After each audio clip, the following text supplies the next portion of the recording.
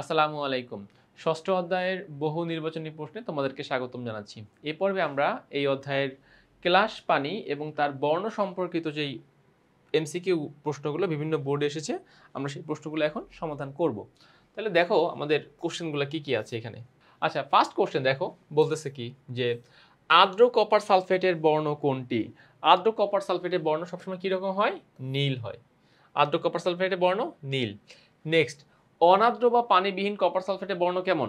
সাদা। এটা নীল হবে না, যেহেতু পানি নাই তাহলে সেটা অবশ্যই নীল থেকে কনভার্ট হয়ে সাদা হয়ে যাবে। 3 নাম্বার, পেন্টাহাইড্রেট কপার সালফেটের বর্ণ কীরকম?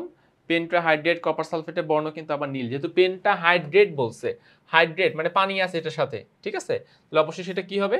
নীল হবে। আচ্ছা, পরবর্তী কোশ্চেন, কপার সালফেট 5 অণু পানিকে তাপ দিয়ে কপার সালফেট বানানো হচ্ছে, বিক্রিয়ায় উৎপাদ যৌগের বর্ণ কোনটি?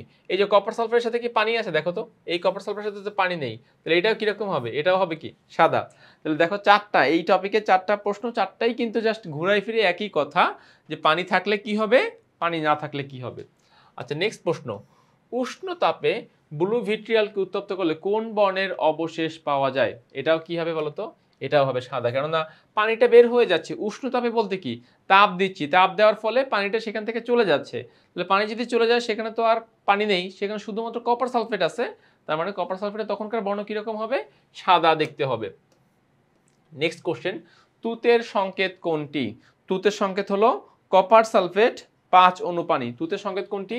কপার সালফেট 5 অণু পানি। আচ্ছা, গেল এটা।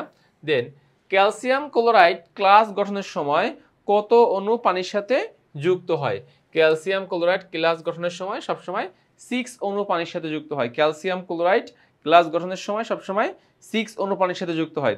আচ্ছা, নেক্সট কোশ্চেন, ম্যাগনেসিয়াম ক্লোরাইড এর সাথে কত অণু পানি যুক্ত থাকতে পারে?